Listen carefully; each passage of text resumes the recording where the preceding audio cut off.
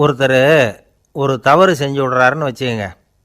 உடனே நீ செஞ்சது தவறு அப்படின்னு சொல்கிறது ஒரு வகை. அதுக்கு பதிலாக எது சரின்னு அவர் புரிந்து கொள்ள உதவி செய்கிறது இன்னொரு வகை. இந்த ரெண்டாவது வகை இருக்குது பாருங்கள், நிர்வாக இயலில் இது ரொம்ப முக்கியம். அலுவலகத்தில் வேலை பார்க்குற ஒருத்தர் முக்கியமாக தெரிஞ்சுக்க வேண்டியது என்ன தெரியுமா? சக ஊழியர்கள்கிட்ட எப்படி பழகணும், மேலதிகாரிகள்கிட்ட எப்படி பழகணும், தனக்கு கீழே வேலை செய்கிறவங்கக்கிட்ட எப்படி பழகணும், வாடிக்கையாளர்கள்கிட்ட எப்படி பழகணும், இவங்க எல்லார்கிட்டையும் செம்மையான உறவை ஏற்படுத்திக்கிறது எப்படி, இதையெல்லாம் சொல்லிக் கொடுக்குற பாடம்தான் இன்டர் பர்சனல் ஸ்கில், திறமையான உறவு அப்படிங்கிறது. எந்த வேலையில் இருந்தாலும் சரி, இந்த உறவுகளை வளர்க்கும் திறன் உள்ளவங்க சீக்கிரம் முன்னுக்கு வந்துடுறாங்க. மற்றவங்கக்கிட்ட உறவை பலப்படுத்திக்கிறது எப்படி அப்படின்னு தெரிஞ்சுக்கிட்டோம்னா எந்த ஒரு தடையையும் சுலபமாக தாண்டி செய்கிற தொழிலில் முன்னுக்கு வந்துடலாம். ஹார்வர்டு பல்கலைக்கழகத்தில் ஒரு கணக்கெடுப்பு பண்ணி பார்த்தாங்களாம். பார்க்குற வேலையில் எது மாதிரி குணாதிசயம் உள்ளவங்க வேகமாக முன்னுக்கு வர்றாங்க அப்படின்னு தெரிஞ்சுக்கிறதுக்காக இந்த கணக்கெடுப்பு. வெவ்வேறு துறையில் வேகமாக முன்னுக்கு வந்திருக்கிற பல பேரை சந்தித்து இந்த சர்வேயை நடத்தியிருக்கிறாங்க. அவங்க கண்டுபிடிச்சி சொல்லியிருக்கிற உண்மை என்ன தெரியுமா? ஒருத்தர் ஒரு வேலையில் இருந்தால் அது சம்பந்தப்பட்ட சப்ஜெக்ட் பற்றிய அறிவு 35% இருந்தால் போதுமா. ஆனால் உறவுகளை வளர்க்கக்கூடிய திறன், இன்டர் பர்சனல் ஸ்கில்லு 65% வேணும். இப்படி உள்ளவங்க சீக்கிரம் முன்னுக்கு வந்துடுறாங்களாம். அதனால் ஒருத்தருக்கு வேலை சரியாக புரியலைன்னா கூட விவரமாக மற்றவங்கக்கிட்ட பழகிறது எப்படின்னு புரிஞ்சால் போதும், அவர் முன்னுக்கு வந்துடலாம். அலுவலகங்களில் மட்டும் இல்லை, எல்லா இடங்கள்லேயும் இது ரொம்ப முக்கியம். வீட்டுக்குள்ளேயும் இது ரொம்ப முக்கியம், வீட்டுக்கு வெளியேயும் இது முக்கியம். அடுத்தவங்கக்கிட்ட பழகிறது எப்படிங்கிறத தெரிஞ்சிக்காதவன் வாழ்க்கையில் முன்னேற முடியாது. இன்றைக்கி ஆயுதங்களால் காயப்படுத்தி கொள்ளுகிறவர்களை விட வார்த்தைகளால் காயப்படுத்தி கொள்ளுகிறவர்கள் தான் அதிகம். பெரியவங்க என்ன சொல்கிறாங்க தெரியுமா?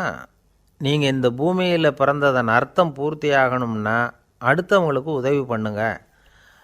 அடுத்தவங்களுக்கு உதவி செய்ய முடியாவிட்டால் கூட பரவாயில்லை, ஆனால் யாரையும் புண்படுத்தி விடாதீங்க அப்படின்னு சொல்கிறாங்க.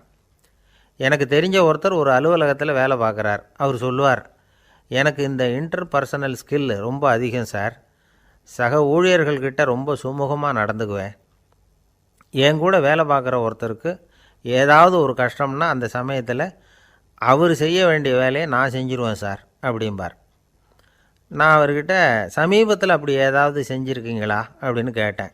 செஞ்சுருக்கேன் சார். போன வாரம் புதன்கிழமை ஆஃபீஸில் என் பக்கத்து சீட்டுக்காரருக்கு வயிற்று வலி. உடனே நான் மெடிக்கல் லீவ் போட்டுவிட்டு எங்கள் வீட்டுக்கு போயிட்டேன் சார் அப்படின்னார். ஒரே ஒரு ஊரில் ஒரு ராஜா இருந்தார், ரொம்ப நல்லவர். ஒரு நாள் அரண்மனையில் விசாரணை நடந்துக்கிட்டு இருக்குது. அதில் ஒரு வழக்கு. ஒரு விவசாயி புகார் கொடுக்குறார். என்ன புகார்னா, அவர் வயலில் ஆடுகள் மேய்ஞ்சி பயிரை அழிச்சுட்டுது. நிறைய உழைச்சி செலவு பண்ணி பயிரை உண்டாக்கி வச்சுருந்தேன், எல்லாம் போயிட்டுது. இனிமேல் நான் என்ன செய்கிறது, நீங்கள் தான் சரியான தீர்ப்பு வழங்கணும் அப்படின்னார் அந்த விவசாயி. அந்த ஆடுகளுக்கு சொந்தக்காரர் யாருன்னு கண்டுபிடிச்சி அரண்மனைக்கு அழைச்சிட்டு வாங்கன்னு உத்தரவு போட்டார் ராஜா. சேவகர்கள் போனாங்க, ஆளை கண்டுபிடிச்சாங்க, கூப்பிட்டுக்கிட்டு அரண்மனைக்கு வந்துட்டாங்க. ராஜா விசாரணை பண்ணார். அப்புறம் விசாரித்து முடிச்சுவிட்டு தீர்ப்பு வழங்கினார்.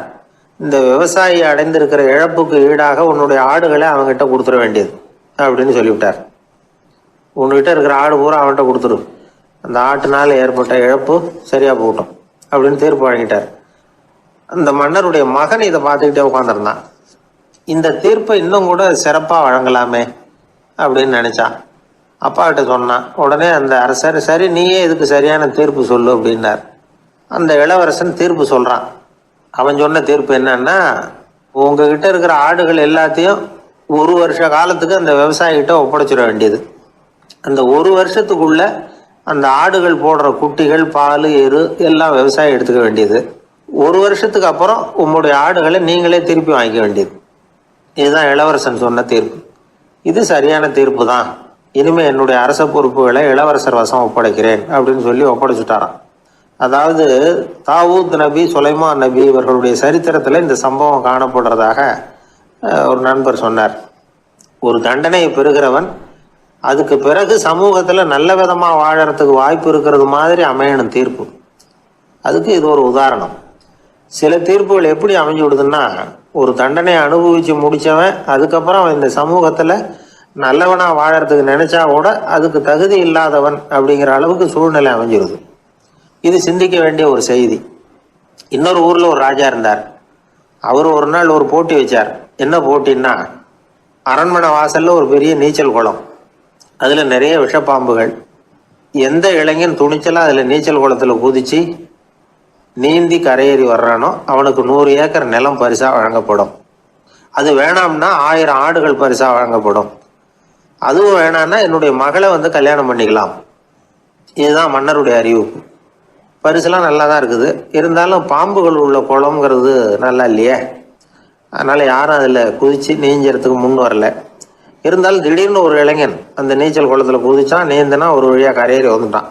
மன்னருக்கு ரொம்ப மகிழ்ச்சி. நீ தான் தைரியமான இளைஞன், வா இப்படின்னு கூப்பிட்டார். கிட்ட வந்தான். அந்த இளைஞன் தண்ணீர் சொட்ட சொட்ட நிற்கிறான். சரி, உனக்கு 100 ஏக்கர் நிலம் வேணுமான்னு கேட்குறார். வேண்டாங்கிறான். சரி, அப்படின்னா 1000 ஆடுகள் வேணுமான்னு கேட்குறார். அதுவும் வேணாங்கிறான். ஓ, அப்படின்னா என் பொண்ணை கல்யாணம் பண்ணிக்கிறியா அப்படின்னு கேட்குறாரு. அதுவும் வேணாங்கிறான். ராஜாவுக்கு ஒன்றும் புரியல. அப்படின்னா உனக்கு என்னதான் வேணும் அப்படிங்கிறார். என்னை பிடிச்சி இந்த குளத்துல தள்ளி விட்டவன் யாருங்கிறது எனக்கு தெரியணும் அப்படின்னு. அன்பா இருக்கணும்னு அநேக பெரியவங்க சொல்லியிருக்கிறாங்க. நாமளும் அதை கேட்டுவிட்டு அன்பு காட்டுறதுக்கு தயாராக தான் இருக்கிறோம். அதை வாங்கறதுக்கு தான் ஆளை காணும். இருந்தாலும் அன்புல எத்தனையோ வகை உண்டு. அதை சரியா புரிஞ்சுக்கிட்டு அதுக்கப்புறம் அன்பு காட்ட ஆரம்பிக்கணும். வகையை புரிஞ்சுக்காம அன்பு காட்டினா வம்புல மாட்டிக்க வேண்டியது தான். அன்புன்னா சாதாரணமாக நினைச்சு விடாதீங்க. அதில் எவ்வளவு விதம் தெரியுமா? இரக்கம், கருணை, காருண்யம், பந்துத்துவம், பட்சம், பாசம், நேசம், விசுவாசம், அபிமானம், காதல், பக்தி, இப்படி பல விதமாக அதை பற்றி சொல்லி வச்சிருக்கிறாங்க பெரியவங்க. இந்த வார்த்தைகள்லாம் நாம் கேள்விப்பட்டது தான். இருந்தாலும் அதுகளுக்குள்ள என்ன வித்தியாசம்னு கேட்டால் சரியாக சொல்ல தெரியாது. அதனால் இந்த வார்த்தைகளுக்கெல்லாம் பெரியவங்க என்ன விளக்கம் சொல்கிறாங்கன்னு இப்போ பார்க்கலாம். எளியவர்கள் மேலே செலுத்துகிற அன்பு இருக்கு பாருங்க, அதுக்கு இரக்கம்னு பேர். அறிவு பலம், சரீர பலம், இது ரெண்டும் இல்லாதவங்க மேலே, அதாவது வலிமையற்றவர்கள் மேலே செலுத்துகிற அன்பு இருக்கு பாருங்க, அதுதான் கருணை. எறும்புலேருந்து யானை வரைக்கும் சகல ஜீவராசிகள் மேலேயும் காட்டுற அன்புக்கு காருண்யம்னு பேர், ஜீவகாருண்யம். சிவி சக்கரவர்த்தி காட்டின அன்பு இந்த ரகம். உறவினர்கள், சொந்தக்காரங்க, அவங்க வசதியா இருந்தாலும் வறுமையில் இருந்தாலும் வித்தியாசம் இல்லாம காட்டுற அன்பு இருக்கு பாருங்க, அதுக்கு பேரு பந்துத்துவம். ஒரு எஜமானன் வேலையாள்கிட்ட காட்டுற அன்பு இருக்கு பாருங்க, அதுக்கு பேரு தான் பட்சம். அவனும் தன்னை மாதிரி மனுஷன்தாங்கிற நினைப்பு வேணும். ஒரு தாய் தன்னுடைய குழந்தை மேல, ஒரு குழந்தை தன்னுடைய தாய் மேல செலுத்துற அன்புக்கு பாசம்னு பேரு. ஈருடல் ஓர் உயிர்னு நினைக்கிறது இது. ராமரும் கௌசலையும் இதுக்கு உதாரணம். தம்மை ஒத்த நண்பர்கள் கிட்ட செலுத்துற அன்புக்கு நேசம்னு பேரு. வயசு, செல்வம், அந்தஸ்து, இந்த வித்தியாசமெல்லாம் பார்க்காம அவங்க சுக துக்கத்துல சமபங்கு எடுத்துக்கிறது இது. கிருஷ்ணன் குசேலர்கிட்ட காட்டினது இந்த ரகம். வேலை செய்யறவன் முதலாளி கிட்ட காட்டுற அன்புக்கு விசுவாசம்னு பேரு. தேசத்து மேலையும் தாய்மொழி பேர்லையும் செலுத்துற அன்புக்கு அபிமானம்னு பேரு. தேசாபிமானம்னு சொல்றமே இதுதான்.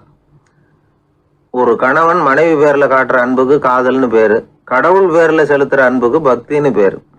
இப்படி அன்புல பல ரகம் இருக்கிறப்போ அதுல உள்ள வித்தியாசம் தெரியாம இடம் மாத்தி அன்பு காட்டினா இடைஞ்சல் தான். சரி, இந்த அன்பை பத்தி விஞ்ஞானம் என்ன சொல்லுது தெரியுமா? இதயத்தை பாதுகாக்கிறதுக்கு முக்கியமா தேவைப்படுற ஒண்ணு இந்த அன்பு தான்னு சொல்லுது. நெதர்லாந்து விஞ்ஞானிகள் இதை ஆராய்ச்சி பண்ணியே கண்டுபிடிச்சிருக்கிறாங்க. கொஞ்சம் முயல் குட்டிகளை 2 பிரிவா பிரிச்சாங்க. 2 குரூப்புக்கும் கொழுப்பு அதிகமா உள்ள ஆகாரத்தையே கொடுத்துட்டு வந்தாங்க. ஆனா ஒரு குரூப்புக்கு வெறுமன ஆகாரத்தை கொடுத்ததோட சரி, இன்னொரு குரூப் முயல்களுக்கு ஆகாரம் கொடுத்ததோட நிறுத்திக்கல. அதுக்கு முன்னாடி கூண்டுகளை திறந்து விட்டு முயல்களை கொஞ்ச நேரம் எடுத்து கொஞ்சி விட்டு அதுக்கப்புறமா ஆகாரம் கொடுத்தாராம் ஆராய்ச்சியாளர். இந்த குரூப்புக்கு இதய பாதிப்பு 60% குறைச்சலா இருந்துதான். சில நோயாளிகளுக்கு ஹார்ட் அட்டாக் வந்தாலும் அதை தாங்கிக்கிட்டு குணமாகிற சக்தி அதிகமா இருக்குது. இது எப்படின்னு ஆராய்ச்சி பண்ணி பார்த்துருக்குறாங்க. அவங்கெல்லாம் மனைவி தன் பேர்ல ரொம்ப அன்பா இருக்கிறதாக நினைக்கிறவங்களா இருக்கிறாங்களாம். இதய நோயாளிகள் பல பேரை சந்திச்சு இதய நோய் ஏற்பட என்ன காரணம்னு கேட்டிருக்கிறாங்க. அவங்க சொன்ன காரணம்லாம் சாப்பாடு சம்பந்தமா இல்லையா, மனைவி அன்பா இல்லை, இப்படிப்பட்ட காரணத்தை தான் சொல்றாங்களாம். அதனால இதயத்தை பாதுகாக்கணும்னு நினைக்கிறவங்க அடுத்தவங்க அன்பா இருக்கிறது மாதிரி பார்த்துக்குங்க, அதுதான் முக்கியம். ஒருத்தர் முகம் பூரா பிளாஸ்டரி போட்டுக்கிட்டு வந்தார் ரொம்ப கோபமா. என்னங்க ஆச்சுன்னு விசாரிச்சேன். எல்லாம் உங்களால தான் சார்னார். விவரமா சொல்லுங்களேன். என்ன உங்க தகவலை கேட்டுட்டு ஒரு பூனைக்குட்டியை கையில எடுத்தேன், அன்பா அதை தடவி கொடுக்கறதுக்காக. ஆனா அது முந்திக்கிட்டது. அது என் முகத்தை தடவி கொடுத்துட்டுது. முகம் பூரா நகை கீறல். அதுதான் இப்படி அப்படின்னார். அன்புல அறிவு சேராததுனால வந்த கோளாறு இது. சீடன் வெளியூர் புறப்படுறதுக்கு தயாரா இருந்தான். ரொம்ப தூரம் போக போறான். திரும்பி வர நாளாகும். புறப்படுறதுக்கான ஆயத்த வேலைகள்ல ஈடுபட்டு இருந்தான். அந்த சமயம் பார்த்து இன்னொரு சீடன் அவங்கிட்ட வந்தான். நம்ம குரு உன்னை அழைச்சிட்டு வர சொன்னார், வா அப்படின்னு கூப்பிட்டான். இவன் உடனே புறப்பட்டு போனான். குருநாதரை பார்த்தான். அவர் காலில் விழுந்து வணங்கினான். வணங்கிவிட்டு எழுந்திரிச்சான். அவ்வளவுதான். குரு ஏதாவது உபதேசம் பண்ணுவாருன்னு எதிர்பார்த்தான். ஆனா நடந்தது என்ன தெரியுமா? குரு அவனுக்கு ஓங்கி ஒரு அடி கொடுத்தார். எதிர்பாராம இந்த அடியை வாங்கினதும் அந்த சீடன் அதிர்ந்து போயிட்டான். பக்கத்துல இருந்த மற்ற சீடர்களும் திகைச்சு போய் நின்னுட்டாங்க. அடி வாங்கின சீடனுக்கு மனசுக்குள்ள குழப்பம். நாம என்ன தப்பு பண்ணணும்? புறப்படுற நேரத்துல இப்படி குரு கிட்ட அடி வாங்குற மாதிரி ஆயிட்டுதே அப்படின்னு நினைச்சு மனசுக்குள்ள ரொம்ப வேதனைப்பட்டான். கொஞ்சம் துணிச்சலை வரவழைச்சுக்கிட்டு குருநாதர்கிட்டயே கேட்டுட்டான். சுவாமி, நான் என்ன தப்பு பண்ணினேன்? என்னை இப்படி அடிச்சுட்டீங்களே. ஒரு வார்த்தை கூட உங்களை எதிர்த்து நான் பேசினது இல்லையே. இவ்வளவு காலமா உங்க விருப்பத்துக்கு விரோதமா ஒரு காரியம் கூட நான் செஞ்சது இல்லையே. வந்ததும் வராததுமா ஒண்ணுமே சொல்லாம என்ன அடிச்சுட்டீங்களே. குருவே, நான் செஞ்ச குற்றம் தான் என்ன அப்படின்னு கண்ணீரோட பரிதாபமா கேட்டானா அந்த சீடன். ஆனா அந்த குரு முகத்துல கொஞ்சம் கூட கோபம் இல்லை. அவர் சிரிச்சுக்கிட்டே நின்றுகிட்டு இருந்தாராம். அதுக்கப்புறம் சொன்னாராம், என்னுடைய அருமை சீடனே, நீ ஒரு தவறும் பண்ணல. நான் உன்னை அடிச்சது நீ ஏதோ தப்பு பண்ணிவிட்டேங்கிறதுக்காக இல்லை. நீண்ட பயணம் போக போறேன். ஞாபகமா ஏதாவது கொடுத்து அனுப்ப வேணாமா? நீ ஞானம் பெற்ற பிறகுதான் திரும்பி வர போறேங்கிறது எனக்கு தெரியும். அதுக்கு பிறகு உன்னை வந்து அடிக்க முடியுமா? அதனால இப்ப கிடைச்சிருக்கிற இந்த வாய்ப்பை பயன்படுத்திக்கிட்டேன். அப்போதைக்கு இப்பவே அடிச்சுட்டேன், அவ்வளவுதான், வேற ஒண்ணும் இல்லை அப்படின்னாராம். குரு சிரிச்சுக்கிட்டே இப்படி சொல்றார். இருந்தாலும் இதுவும் ஒரு உபதேசம் தான். அதிர்ச்சிகளால விழிப்படைய வைக்கிறதும் ஒரு வழிதான். இது ஜென் வழி. பெரும்பாலும் அதிர்ச்சியின் மூலமாகவே ஞான தரிசனத்தை அருள்கிறவர்கள் தான் ஜென் குருமார்கள். நம்ம தியானம் தான் ஜென். இந்தியாவிலிருந்து இது சீனாவுக்கு போய் கொஞ்சம் பேர் மாறி வளம் பெற்று ஜப்பான்ல ஜென் ஆகி வளர்ந்துருக்குது, அவ்வளவுதான். ஜென்கிறது தியானம். எதை நினைச்சும் தியானிக்கிறது இல்லை, எல்லாத்துலயும் தியானம் இருக்கிறதா சொல்லுது ஜென். பேசுறது, இருக்கிறது, நடக்கிறது, சாப்பிடுறது, சிரிக்கிறது, தூங்குறது, தொழில் செய்யறது அல்லது சும்மா இருக்கிறது எல்லாமே தியானம் தான். ஜென்கிறது ஒரு சுய தரிசனம். தன்னைத்தானே அடையாளம் கண்டுகொள்கிறது தான் அது. இல்லாத எதையும் தேடி கண்டுபிடிக்கிறது இல்லை. சென் மார்க்கத்தை பத்தி ஓஷோ என்ன சொல்றாரு தெரியுமா? காணாமல் போன தன்னுடைய மூக்கு கண்ணாடி தன்னுடைய மூக்கின் மேல் இருப்பதை கண்டுகொள்வது போன்றது சென் அப்படிங்கிறார். நம்மால் இன்னொருத்தர் முகத்தை ரொம்ப நேரமா உத்து பார்த்துக்கிட்டு இருந்தார். என்ன பாக்குறீங்கன்னாரு அவரு. நீங்க போட்டிருக்கீங்களே மூக்கு கண்ணாடி, அதை தான் பாக்குறேன்னாரு இவரு. நீங்க அப்படி பாக்குறதுக்கு விசேஷ காரணம் ஏதாவது உண்டான்னு கேட்டார் இவர். உண்டுன்னார். என்னன்னு கேட்டார். நேத்திக்கு காணாம போன என்னோட மூக்கு கண்ணாடி அது அப்படின்னாராம் இவர். எனக்கு ஒரு நண்பர், அவர் ஒரு வழக்கறிஞர். ஒரு நாள் அவர்கிட்ட பேசிக்கிட்டு இருந்தேன். அப்ப கேட்டேன், ஏன் சார் நீங்கள்லாம் கோர்ட்ல வாதாடுறப்போ கருப்பு நிற அங்கி அணியிறீங்களே, அதுக்கு என்ன காரணம்? சட்டத்துக்கும் கருப்பு கலருக்கும் என்ன சம்பந்தம் அப்படின்னு கேட்டேன். அது ஒரு சுவாரஸ்யமான கதைன்னார் அவர். சொல்லுங்களேன் அப்படின்னு அவர் சொன்னார். கிபி 1694 இங்கிலாந்து அரசி 2வது மேரிங்கிறவர் இறந்து போனார். அந்த ராணியோட கணவர் 3ஆம் வில்லியம், அவரு ஒரு உத்தரவு போட்டாராம். அரசியோட மறைவுக்கு அனுதாபம் தெரிவிக்கிற வகையில வழக்குரைஞர்கள் எல்லாரும் கருப்பு நிற அங்கி அணியணும் அப்படின்னு. அன்னைக்கு ஆரம்பிச்ச அந்த பழக்கம் அதுக்கப்புறம் மாறவே இல்லையாம். இன்னைக்கும் தொடருது. வழக்குரைஞர்கள்லாம் முதல்ல கருப்பு அங்கி மட்டும்தான் அணிஞ்சாங்களாம். அதுல ஒரு சின்ன சங்கடம். ஏற்கனவே உடம்பு கருப்பா இருக்கிறவங்க அதுக்கு மேல கருப்பு ட்ரெஸ் வேற போட்டுக்கிட்டா முகம் பளிச்சுன்னு தெரியாது இல்லையா? அதனால முகம் பளிச்சுன்னு தெரியறதுக்காக அவங்கெல்லாம் வெள்ளை நிற பட்டியை அணிய ஆரம்பிச்சாங்களாம். இப்படிதான் இங்கிலாந்துல அந்த பழக்கம் ஆரம்பமாயிருக்குது. அந்த சமயத்துல இந்தியாவை ஆண்டது பிரிட்டிஷ்காரங்க தானே, அதனால இங்கேயும் அந்த பழக்கம் அப்படி நடைமுறைக்கு வந்துட்டுது. அதே மாதிரி சர்ச்சிலின் மூதாதையரான மார்ல்பரோ பிரபுவின் ஞாபகார்த்தமாக நீதிபதிகள் இந்த வெள்ளை குள்ளாய் அணிகிற முறை பழக்கத்துக்கு வந்துதான். இதுதான் என்னுடைய நண்பர் சொன்ன தகவல். இங்கிலாந்தில் நீதிமன்றம்ங்கிறது ரொம்ப மதிப்புள்ளது. அந்த அளவுக்கு சட்டத்துக்கு அங்கே மரியாதை. அங்கே நடந்த ஒரு சுவாரஸ்யமான நிகழ்ச்சியை ஒரு சகோதரி எழுதி அனுப்பியிருந்தாங்க. அவங்க அப்பா நீதித்துறையை சேர்ந்தவரா. அவர் சொன்னதான் இது. அவங்க எழுதி அனுப்பியிருந்த விஷயம் என்னென்னா, அங்கே ஒரு கேஸில் ஒரு முக்கியமான தீர்ப்பு வழங்க வேண்டியிருக்குது. ஜட்ஜு, பாரட்லா படித்த பெரிய பெரிய வக்கீல்கள், ஜூரி எல்லாருமா கூடி அந்த கேஸை பற்றி விவாதிக்கணும். சுமாராக 40 பேர். இதுக்காக கோர்ட்டு ஹாலில் விசேஷ சேம்பரில் நுழையிறதுக்கு முன்னாடி அவங்கெல்லாம் தங்களுடைய கோட்டு தொப்பி எல்லாத்தையும் கழட்டி அங்கே நின்றுக்கிட்டு இருந்த ஒரு அட்டெண்டர்கிட்ட கொடுத்துட்டு உள்ளே போனாங்க. அந்த ஆள் படிக்காதவர். அவர் ஒவ்வொருத்தர் கொடுக்குறதையும் வாங்கி அங்கே அப்படியே ஒரு இடத்துல அடுக்கி வைக்கிறார். அப்படியே வாங்கி உள்ளே வச்சுக்கிட்டு இருக்கிறார் ஒவ்வொரு இடத்துல. அது அவரோட வேலை. உள்ளே போன ஜட்ஜி, வக்கீல், ஜூரி எல்லாரும் ரொம்ப நேரமாக அந்த கேஸை பற்றி விவாதிக்கிறாங்க. ஒரு நாள் பூரா ஆயிட்டுது. அவ்வளவு தீவிரமாக அக்கு வேறு ஆணி வேறையை பிச்சு உதறி இருக்கிறாங்க. ஒரு வழியாக 13 மணி நேரம் கழித்து வெளியில் வந்திருக்கிறாங்க. ஒவ்வொருத்தராக வர வர அந்த அட்டெண்டரும் அவங்கவுங்க கோட்டு தொப்பியை அவங்கக்கிட்ட எடுத்து ரொம்ப மரியாதையாக திருப்பி கொடுத்துக்கிட்டு இருக்கிறார்.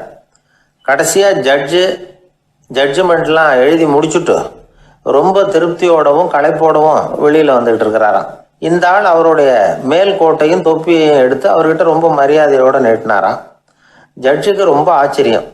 இந்த ஆள் எப்படி இவ்வளவு பேரோட கோட்டு தொப்பி எல்லாத்தையும் ஞாபகம் பேசகாமல் திருப்பி கொடுக்குறார் அப்படிங்கிறது அவருக்கு ஆச்சரியம். அதனால் அவர் அந்த ஆளை பார்த்து கேட்டாராம், ஏப்பா இந்த கோட்டை கொடுக்குறியே, இது என்னோடது தானா, என்னோடது தான்னு உனக்கு எப்படி தெரியும் அப்படின்னாராம். இதுக்கு அந்த பியூனு ரொம்ப பதவிசா பதில் சொன்னாராம், ஐயா இந்த கோட்டு ஹேட்டை உங்ககிட்ட வாங்கி மாட்டினேன், இப்போ திரும்ப உங்ககிட்ட தரணும், தந்துட்டேன், இதுதான் என்னோட வேலை.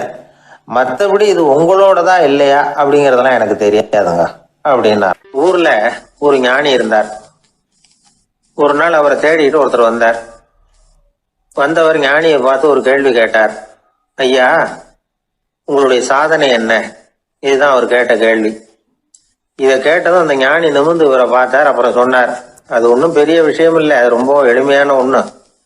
எப்போ எனக்கு பசிக்குதோ அப்போ நான் சாப்பிட்ருவேன், எப்போ எனக்கு தூக்கம் வருதோ அப்போ நான் தூங்கிடுவேன், அவ்வளவுதான் அப்படின்னார். கேள்வி கேட்டவர் ஒரு மாதிரி ஆயிட்டார். ஐயா இதே தானே நாங்களும் செய்கிறோம், இதில் என்ன அதிசயம் இருக்கு அப்படின்னார். இப்போ அந்த ஞானி சொன்னாராம், இங்கே தான் நீங்கள் தப்பு பண்ணுறீங்க அப்படின்னாராம். அப்படியான்னாரு இவர். ஆமாம் அப்படின்னாராம். நீங்கள் செய்கிற தவறு எனக்கு புரியுது. ஏன்னா நான் உங்களை மாதிரி நான் வாழ்ந்து பார்த்துருக்குறேன். அதனால என்னுடைய அனுபவத்தில் உங்களுக்கும் எனக்கும் உள்ள வித்தியாசத்தை உணர முடியுதுன்னாராம். என்ன சொல்றீங்க, எனக்கு ஒன்றும் புரியலையேன்னாரா இவர். இதை பாருங்க, சாப்பிட்றதுங்கிறது நாம 2 பேருக்கும் பொதுவான ஒரு காரியம்தான். ஆனா நீங்க சாப்பிட்றதுக்கும் நான் சாப்பிட்றதுக்கும் வித்தியாசம் இருக்கு அப்படின்னாராம். என்ன வித்தியாசம்னு கேட்டிருக்கார். நீங்க பசி இல்லாத பொழுது சாப்பிட்றீங்க, இப்போ சாப்பிட்ற நேரம் வந்துட்டுது அப்படிங்கிறதுக்காக சாப்பிட்றீங்க. சாப்பாடு ருசியா இருக்கு அப்படிங்கிறதுக்காக சாப்பிட்றீங்க. எது தேவைங்கிறது தெரியாம சாப்பிட்றீங்க. அது மாதிரி தூக்கமும் உங்களுக்கு ஒரு பழக்கமா போட்டுது. இப்போ இது தேவையா இல்லையா அப்படிங்கிறத பத்தி நீங்க யோசிச்சு பாக்குறது இல்ல. சாப்பிடும் பொழுது 1000 வேலைகளை மனசுல நினைச்சுக்கிட்டு இருப்பீங்க. அதனால அது சாப்பிடுதலா இருக்காது. அதே மாதிரி நீங்க தூங்கும் பொழுதும் அது தூங்குதலா இருக்காது. ஏகப்பட்ட கனவுகள் வரும். உங்க மனசு மேலும் மேலும் கனவுகளை உருவாக்கி கொண்டே இருக்கும். அதனால எனக்குள்ள நடக்கிறது வேற மாதிரி, நீங்க நினைக்கிறது மாதிரி இல்ல. எனக்குள்ள நடக்கிறது எப்படின்னா, நீங்க செய்யறது மாதிரி இல்ல. தூக்க உணர்வு வந்த உடனே தூங்குதல் மட்டுமே நடைபெறும். அதுதான் என்கிட்ட நடக்கிறது அப்படின்னாராம் அந்த ஞானி. இப்போ வித்தியாசம் புரியுதா? அந்த ஞானி சாப்பிடுறத அனுபவிக்கிறார், அது எக்ஸ்பீரியன்ஸ். நாம அப்படி இல்லை, மனம் போன போக்கில் சாப்பிடுறோம். இது இன்டெலிஜிங். இது ரெண்டுலேயும் செயல்ல வேறுபாடு இல்லை, விழிப்புணர்வுல தான் வேறுபாடு இருக்கு. அவர் சாப்பிடும் பொழுது ஒரு சாட்சி மனோபாவத்தோட சாப்பிடுறார். எவ்வளவு தேவையோ அவ்வளவுதான் சாப்பிடுறார். ஏன்னா அவருடைய விழிப்புணர்வு முழுமையா செயல்படுது. அதனால அவர் சாப்பிடும் பொழுது நம்மை விட மகிழ்ச்சியா இருக்கிறார். நாம அப்படி இல்லை, வயிற்றை நிரப்புறதுக்காக சாப்பிடுறோம். இன்னும் சொல்ல போனா சாப்பிடும் பொழுது நாம அங்கேயும் இருக்கிறது இல்லை, எங்கேயோ போயிடுறோம், உடம்பு மட்டும்தான் அங்க இருக்கும். ஆனா ஞானி அப்படி இல்லை, அவர் சாப்பிடும் பொழுது சாப்பிடுதல் மட்டுமே இருக்கும். எந்த ஒரு செயலையும் விழிப்புணர்வோட செய்யலாம், மனம் போன போக்கிலையும் செய்யலாம். விழிப்புடன் செய்யறப்போ செய்யும் செயல் நம்ம அனுபவமாகிறது, அவ்வளவுதான். இதெல்லாம் பெரிய தத்துவம் மாதிரி தெரியும். இருந்தாலும் நாம புரிஞ்சுக்க வேண்டியது என்னன்னா, எந்த காரியத்தை செஞ்சாலும் அதுல முழு ஈடுபாடு வேணுங்கிறது முக்கியம். அந்த அளவுக்கு முதல்ல நம்மளை மாத்திட்டா போதும். ஆனா நம்ம ஆளுங்க அந்த அளவுக்கு இருக்கிறது இல்ல, எல்லாமே அரைகுறை தான். கேட்டா ஞாபகம் மருதி. ஒருத்தன் என்ன பண்ணானா, விமான டிக்கெட் வாங்கிக்கிட்டு ரயில்வே ஸ்டேஷனுக்கு வந்துட்டான். அப்புறம் தான் புரிஞ்சுது தவறுதெல்லாம் இங்க வந்துட்டோம்ங்கிறது. உடனே அவசரமா விமான நிலையத்தை நோக்கி ஓடி இருக்கிறான். அங்க போய் கவுண்டர்ல கேட்டிருக்கான், மேடம் நான் தவறுதலா ரயில்வே ஸ்டேஷனுக்கு போயிட்டேன், இப்ப விமானத்தையும் தவற விட்டுட்டேன், அடுத்த பிளைட்ல எனக்கு இதை மாத்தி தர முடியுமான்னு கேட்டிருக்கான். முடியாதுன்னாங்களாம் அந்த அம்மா. ஏன்னு கேட்டானா, ஏன்னா இப்ப நீங்க வந்திருக்கிறது பஸ் ஸ்டாண்டு அப்படின்னாங்களாம். மனிதர்கள்ல சில பேரு ரொம்ப வித்தியாசமா நடந்துக்குவாங்க, மற்றவங்களுக்கு அது ரொம்ப ஆச்சரியமா கூட இருக்கும். அந்த ஆள் ஒரு மாதிரி பார்த்து நடந்துக்கோ அப்படின்னு கூட சொல்றது உண்டு. இவங்களை பார்த்து நாம பித்து குளியும்போம். உளவியல் இவங்களை எக்ஸென்ட்ரிக்ஸ் அப்படின்னு சொல்லுது. இவங்களை மனநோயாளிகள்னு தவறா புரிஞ்சுக்க கூடாது. அவங்க வேற இவங்க வேற. எக்ஸென்ட்ரிக்ஸ் பத்தின சில விவரங்கள் ஒரு புத்தகத்துல இருக்கு. அதாவது ஸ்காட்லாந்துல ஒரு உளவியல் மருத்துவர் அதை எழுதியிருக்கிறார். அவர் பேரு டாக்டர் டேவிட் வீக்ஸ். அவருக்கு ஒரு உதவியாளர் இருந்தாராம், அவர் பேரு கேட் வுட். இவங்க 2 பேரும் சேர்ந்து இங்கிலாந்து பூரா சுத்தி பார்த்துருக்காங்க. 3 வருஷம் சுத்தினாங்களாம். நான் சொன்னது மாதிரி ஒரு மாதிரியா இருக்கிற ஆசாமிகள் பல பேரை சந்திச்சு பேசி அவங்கள பத்தி ஆய்வுலாம் நடத்தி இருக்கிறாங்க. அப்படி நடத்தி அதை ஒரு புஸ்தகமா எழுதியிருக்கிறாங்க. நிறைய பேசி பார்த்துட்டு அவங்க சொல்லியிருக்கிறத கேட்டா ரொம்ப ஆச்சரியமா இருக்குது. நாம இவங்களை பார்த்து பித்துக்குழிங்கிறோம், எக்ஸென்ட்ரிக்ஸ் அப்படின்னு சொல்றோம், கிண்டல் கூட பண்றோம். ஆனா அவங்களோட அறிவு ரொம்ப தெளிவானதான். இந்த ஆராய்ச்சியாளர்கள் சொல்றாங்க, அவங்க உடல் நலமும் ரொம்ப நல்லா இருக்குதான், உடம்புலயும் எந்த கோளாறும் இல்லையா, அவங்களுக்கு மகிழ்ச்சியும் அதிகமா, ஆயுளும் அதிகமா. அவங்கள பல பேர் என்ன சொல்றாங்கன்னா, நீங்க நினைக்கிறது மாதிரி இல்லை நாங்க, ஆனா நாங்க மற்றவங்கள்ல இருந்து வேறுபட்ட தன்மை உள்ளவங்க அப்படிங்கிறத ஒத்துக்கிறாங்களாம். இந்த உலகம் பிறந்ததுல இருந்தே இப்படிப்பட்ட வித்தியாசமான ஆசாமிகளும் பிறந்திருக்கிறாங்க. சரி, அப்படிப்பட்டவங்க எப்படி இருப்பாங்க? இப்ப ஒரு மகாராஜா தன்னோட நாய்க்கு லட்சக்கணக்கில் பணம் செலவு பண்ணி கல்யாணம் பண்ணி வச்சிருக்கிறார். ஒரு கோடீஸ்வரர் தான் வளர்த்துக்கிட்டு இருந்த பூனைகளுக்கு தன்னோட சொத்து பூராவும் எழுதி வச்சிருக்கிறார். இது மாதிரி ஒருத்தர் 2 பேர் இல்லை, நிறைய பேர் உண்டு. சில பேர் எப்படி தெரியுமா, அவங்களுக்கு வசதியில் எந்த குறையும் இருக்காது, வீடு காரு பணம் எல்லாம் தாராளமா இருக்கும். அப்படி இருந்தாலும் அவங்க கிட்ட ஒரு பழக்கம் இருக்கும். யாராவது ஒரு நண்பர் வீட்டு விசேஷத்துக்கு போயிருப்பார், இல்லைன்னா ஒரு கடைக்கு போயிருப்பார். அவங்க ரொம்பவும் மரியாதையா வரவேற்று எல்லாம் பண்ணிட்டு இருப்பாங்க. ஆனா இவரு அவங்களுக்கு தெரியாம ஏதாவது ஒரு பொருளை திருடி பாக்கெட்ல போட்டுட்டு வந்துருவார். அப்படி வந்தாதான் இவருக்கு திருப்தி. பல பேர் அவங்க வளர்த்த பிராணிகளுக்கு பளிங்கு கல்லால சமாதி கட்டி வச்சிருக்கிறாங்க. இப்படிலாம் பண்றாங்க. பல பேர் அவங்களுக்கு பிடித்தமான ஒருத்தர் எப்படியோ அதே மாதிரி தலைமுடி தாடி வச்சுக்கிறது, உடை உடுத்திக்கிறது, மலை குகையில போய் குடியிருக்கிறது, இப்படி எவ்வளவோ வினோதமான நடவடிக்கைகள். இவங்களெல்லாம் ஆய்வு பண்ணின டாக்டர் வீக்ஸ் என்ன சொல்றாரு தெரியுமா, பொதுவா இவங்க உயர்ந்த புத்திசாலிகளா இருக்கிறாங்க. ஒருமைப்பட்ட மனம், கருமையுமே கண்ணான பண்பு, தனிமையை நாடுற மனப்பான்மை எல்லாம் இவங்களுக்கு உண்டு. அவங்கள பல பேர் அவங்க பெற்றோருக்கு முதல் குழந்தை அல்லது ஒரே குழந்தை இப்படிதான் இருக்கிறாங்க. இது மாதிரியானவங்க பெண்கள் 1 பங்குன்னா ஆண்கள் 2 பங்கு. இவங்கெல்லாம் ஆக்கப்பூர்வமான செயல் செய்யறாங்க, அப்படிப்பட்டவங்களா தான் இருக்கிறாங்க. அடுத்தவங்க கிட்ட அன்பு காட்டுறவங்களா இருக்கிறாங்க, உற்சாகம் ஊட்டுறவங்களா இருக்கிறாங்க. அவங்களுடைய ஆக்கப்பூர்வமான பணிகளுக்கு ஊக்கம் கொடுத்தா அவங்க மன சந்தோஷமும் உடல் நலமும் பெருகும், ஆயுளும் கூடும். இதெல்லாம் அந்த டாக்டருடைய கண்டுபிடிப்பு. பித்துக்குழித்தனத்துக்கும் மனநோய்க்கும் வித்தியாசம் உண்டுங்கிறத சொல்றதுதான் இந்த தகவல். அதனால 2ம் ஒண்ணுன்னு நினைச்சிடக்கூடாது. ஒரு நண்பன் ஒருத்தனை பத்தி சொல்றோம். அவன் எந்த வகைன்னு நீங்களே முடிவு பண்ணுங்களேன். அவன் ஒரு கல்யாண வீட்டுக்கு போய் சாப்பிட்டுட்டு வெளியில வந்தோம். அவங்க கூட வெளியில் வந்த உடனே ரொம்ப நேரமாக தன்னோட செருப்பை தேடிட்டு இருந்தான். என்னப்பா இன்னுமா உன் செருப்பு கிடைக்கல அப்படின்னு கேட்டோம். இல்லை இல்லை, என்னது முன்னாடியே கிடைச்சுட்டுது, அதை விட நல்லதா ஏதாவது கிடைக்குமான்னு பார்க்குறேன் அப்படின்னா அவன். ஒரு தடவை கலைவாணர் என்எஸ் கிருஷ்ணன் பேராசிரியர் கல்கியை சந்திச்சு பேசிக்கிட்டு இருந்தாராம். கலைவாணர் கல்கியை பார்த்து, எனக்கு கதை எழுத ஆசையா இருக்கு, எப்படி எழுதுறதுன்னு கேட்டாராம். கதை எழுதுறதுக்கு 4 மை வேணும்னாராம் கல்கி. அப்படியா, அப்படின்னா என்னென்ன கலர் மை அப்படின்னு கேட்டிருக்காரு கலைவாணர் சிரிச்சுக்கிட்டே. நான் சொன்னது கலர் மை இல்லை, அது வேற மை. அதாவது கதை எழுதுறதுக்கு தேவைப்படுகிற 4 மை எதுன்னா, 1 திறமை, 2 பேணாமை, 3வது தனிமை, 4வது பொறுமை அப்படின்னாராம். உடனே கலைவாணர், உங்க யோசனை அருமை அப்படின்னாராம். அதுதான் கலைவாணர். பொதுவாக எழுத்தாளர்கள் எழுதுகிற மாதிரி நடந்துக்கிறது இல்லை. ஆனால் கலைவாணர் என்ன சொல்லுவாரோ அதே மாதிரி நடந்துக்குவார். எல்லாருக்கும் எல்லாம் கிடைக்கணுங்கிற கருத்தை சினிமா படங்களில் வலியுறுத்துவார். அதே மாதிரி நடைமுறை வாழ்க்கையிலேயே எல்லாருக்கும் எல்லாமும் கொடுப்பார்.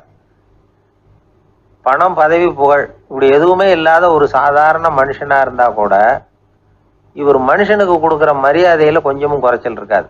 இந்த குணம் சாதாரணமாக எல்லாருக்கும் இருக்கிறது இல்லை. அவர் சினிமா தியேட்டருக்கு போய் சினிமா பார்க்கறது வழக்கம். அவர் வந்திருக்கிறாருங்கிறது தெரிஞ்சா போதும், வெளியில பிச்சைக்காரங்க வந்து கூடிடுவாங்க. இது அவருக்கு தெரியும். வெளியில நம்மளை நம்பி ஒரு கூட்டம் காத்துக்கிட்டு இருக்குமேன்னு நினைப்பார். உடனே ஒரு 100 ரூபா நோட்டை கொடுத்து சில்லறையா மாத்திட்டு வர சொல்லுவார். படம் முடிஞ்சு வெளியில வர்றப்போ சில்லறையோட வருவார். எல்லாருக்கிட்டையும் கொடுத்துருவார். ஏன்னா எல்லாரும் தேடிட்டு வருவாங்க அவரை. என்ன எல்லாரும் சௌக்கியமா இருக்கிறீங்களா அப்படின்னு பிரியமா விசாரிப்பார். ஏதோ ரொம்ப நெருங்கின சொந்தக்காரங்களை விசாரிக்கிறது மாதிரி விசாரிப்பாரு. தன்கிட்ட இருக்கிற சில்லறையை எல்லாருக்கும் சமமா பிரிச்சு கொடுத்துட்டு தான் அங்கிருந்து புறப்படுவார். ஒரு நாள் அது மாதிரி புறப்படுற சமயத்துல ஒரு சின்ன பையனுக்கு சில்லறை எதுவும் கிடைக்கல கொடுக்கறதுக்கு. இது கலைவாணருக்கு தெரியாது. கார்ல ஏறி புறப்பட்டு போயிட்டார். அந்த பையன் காரை பிடிச்சிக்கிட்டு பின்னாடியே ஓடியாந்துருக்கிறான். ஐயா, நீங்களே இல்லைன்னு சொன்னா நான் என்ன பண்றது, இன்னைக்கு பட்னி தான், அம்மாவுக்கு வேற உடம்பு சரியில்லை அப்படின்னு கத்திக்கிட்டே ஓடியாந்தானா. கலைவாணர் கவனிச்சுட்டார். உடனே காரை நிறுத்த சொன்னார். இறங்கினார். அந்த சின்ன பையனை கட்டி பிடிச்சிக்கிட்டு, என்னை மன்னிச்சுக்கப்பா, நான் கவனிக்காம வந்துட்டேன் அப்படின்னு சொல்லி அழ ஆரம்பிச்சுட்டாராம். இன்னொரு தடவை இதே மாதிரி ஒரு தியேட்டர்ல இருந்து வெளியில வந்திருக்கிறார். ஒரு ஆள் அவர்கிட்ட வந்து நின்றுருக்கார். அவர் கொடுக்கறதுக்கு இவர்கிட்ட பணம் இல்லை. பணம் இல்லையாப்பா அப்படின்னாராம். உங்ககிட்டயே இல்லையா அப்படின்னாராம் அவரு. கலைவாணருக்கு மனசு ரொம்ப சங்கடமா போச்சு. உடனே புறப்பட்டு வீட்டுக்கு போனார். அங்கே இங்கே தேடி பார்த்து அங்க இருந்த கொஞ்சம் நெஞ்ச சில்லறையை எடுத்தார். காரு டிரைவரை கூப்பிட்டார். தியேட்டர் வாசல்ல நின்றுகிட்டு இருந்த ஆசாமியோட அங்க அடையாளங்களை சொன்னார். காரை எடுத்துட்டு போய் அந்த ஆளை கண்டுபிடிச்சி இந்த காசை கொடுத்துட்டு வா அப்படின்னு அனுப்பி வச்சாராம். பிச்சை போடுறதுக்காக காரை அனுப்புனதாக வேற யாரை பத்தியாவது நீங்க கேள்விப்பட்டிருக்கிறீங்களா? அவர் ஒரு வித்தியாசமான மனிதர், வித்தியாசமான கலைஞர். கலைவாணரோட சகோதரர் கல்யாணம் நடந்தது. அதுல தியாகராஜ பாகவதர் கச்சேரி முடிஞ்ச உடனே அதுல சம்பந்தப்பட்ட கலைஞர்களுக்கெல்லாம் கலைவாணர் பரிசுகள் கொடுக்குறார். அந்த கச்சேரியில கடம் வாசிச்சவருக்கு மட்டும் மற்ற எல்லாருக்கும் கொடுத்ததை விட பெருசா ஒரு வெள்ளி கோப்பையை பரிசா கொடுத்தாராம். மற்றவங்களுக்கெல்லாம் சின்னதா கொடுத்துட்டு கட வித்துவானுக்கு மட்டும் பெருசா பரிசு கொடுக்குறீங்களே ஏன்னு கேட்டிருக்கிறாங்க. அதுக்கு கலைவாணர் விளக்கம் கொடுத்தாராம். இப்பெல்லாம் ரயில்ல கூட்டம் அதிகங்கிறது உங்களுக்கு எல்லாருக்கும் தெரியும். இந்த வித்துவான் இவ்வளவு பெரிய மண்பானைய ரயில்ல ரொம்ப பத்திரமா உடையாம ரொம்ப தூரத்துல இருந்து கொண்டு வந்திருக்கிறாரே, அது என்ன சாமான்யமான காரியமா? அவரோட அந்த சாமர்த்தியத்தை பாராட்டுறதுக்காக தான் அவருக்கு இவ்வளவு பெரிய பரிசு அப்படின்னாராம். ஐயா, உங்க பேரை தொடர்ந்து தினம் கேட்டுக்கிட்டு இருக்கிறேன் அப்படின்னார் ஒருத்தர். தொடர்ந்து கேட்குறீங்களே, உங்களுக்கு காது வலிக்கலையா அப்படின்னு கேட்டோம். பேசுகிற உங்களுக்கே வாய் வலிக்கலை அப்படிங்கிறப்போ கேட்குற எங்களுக்கு எப்படி காது வலிக்கும் அப்படின்னார். நம்ம உடம்புல ஒரு அதிசயம் என்ன தெரியுமா? ரொம்ப நேரம் நாம் நடக்கிறோம்னு வச்சுக்கோங்க, கால் வலிக்கும். ரொம்ப நேரம் வேலை செஞ்சால் கை வலிக்கும், உடம்பு வலிக்கும். ரொம்ப நேரம் பார்த்துக்கிட்டே இருந்தால் கண்ணு வலிக்கும். ரொம்ப நேரம் பேசிக்கிட்டே இருந்தால் வாய் கூட வலிக்கும். ஆனால் ரொம்ப நேரம் கேட்டுக்கிட்டே இருக்கிறதுனால காது வலிக்கிறது இல்லை. அதனால் கேட்கறதுக்கு முக்கியத்துவம் கொடுத்தாங்க நம்ம பெரியவங்க. திருவள்ளுவர் தேவையில்லாமல் வார்த்தைகளை உபயோகப்படுத்த மாட்டார். ஒரு திருக்குறள்னு எடுத்துக்கிட்டாவே அதில் மொத்தம் 7 வார்த்தைகள், அவ்வளவுதான். அப்படி 7 வார்த்தைகள் மட்டுமே உள்ள ஒரு திருக்குறளில் வள்ளுவர் ஒரே வார்த்தையை 5 தடவை உபயோகப்படுத்தியிருக்கிறார், திரும்ப திரும்ப பயன்படுத்தியிருக்கிறார்.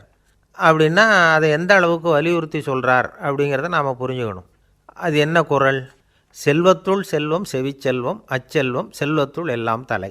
செவிச்செல்வம்ங்கிறது அவ்வளவு முக்கியமானது. கற்றலின் கேட்டல் நன்று. அதிகம் கேட்கணுங்கிறதுக்காகத்தான் எவ்வளவு கேட்டாலும் காது வலிக்கிறதில்ல. குறைச்சலாக பேசணும், அதிகமாக கேட்கணும். இன்னொரு விஷயம் கவனிங்க, நம்ம உடம்பில் கண்ணுக்கு மூடி இருக்குது, எதையாவது நாம் பார்க்க விரும்பலைன்னா உடனே கண்ணை மூடிக்கலாம். நம்ம வாய்க்கு மூடி இருக்குது, பேச விருப்பம் இல்லையா, வாய் மூடிக்கலாம். மூக்குக்கு கூட மூடிக்கிற வசதி இருக்குது, எதையாவது முகர விருப்பம் இல்லையா, மூச்சை அடக்கிக்கலாம். ஆனால் பாருங்கள், காதுக்கு மூடி கிடையாது, அதை கையால் தான் மூட முடியும். யார் என்ன சொன்னாலும் அது நல்லதோ கெட்டதோ காதில் விழுந்துக்கிட்டு தான் இருக்கும். அறிவு தான் நல்ல விஷயங்களை எடுத்துக்கிட்டு கெட்ட விஷயங்களை விட்டுடணும். நல்ல கருத்துக்கள் நம்ம காதில் நிறைய விழுந்துக்கிட்டே இருக்கணும். அதை கேட்டு நாம் நல்லபடியாக வாழணுங்கிறது தான் படைப்பின் விருப்பம். ஆன்மீகவாதிகள் கூட ஒன்று சொல்லுவாங்க, அதாவது ஆன்மீக பாதையில் நீங்கள் முன்னேறணும்னா முதல்ல சிரவணம் செய்யணும்பாங்க. அதாவது பெரியவங்க சொல்கிற நல்ல கருத்துக்களை கேட்கணும் அப்படின்னு அதுக்கு அர்த்தம். அதனால் யார் நல்ல கருத்துக்களை சொன்னாலும் அதை காது கொடுத்து கேளுங்க. இவ்வளவு கருத்துக்களையும் நம்ம நேயர் ஒருத்தர்கிட்ட சொல்லிகிட்டு இருந்தோம். அவரும் சரி சரின்னு தலையாடிக்கிட்டே இருந்தார். அப்புறம் சொன்னார், நீங்கள் சொல்கிறது சரிதான் சார், காதுக்கு மூடி இல்லைங்கிறது ரொம்ப சரி, அதனால தான் உங்கள் தகவல் கூட நாங்கள் விரும்புகிறோமோ இல்லையோ தினம் காதில் விழுந்துக்கிட்டு இருக்குது அப்படின்னார். எங்களுக்கு ரொம்ப பெருமையாக இருந்தது. அப்படியா அப்படின்னோம். ஆனாலும் என்ன மாதிரி சில பேர் நீங்கள் தகவல் சொல்கிற சமயத்தில் காதில் மூடி இல்லையேன்னு சொல்லி கவலைப்படுறதில்ல சார் அப்படின்னார். ஏன்னு கேட்டோம். காதை மூடுறதுக்கு தானே வசதி இல்லை, ரேடியோவை மூடுறதுக்கு வசதி இருக்குதுல்ல.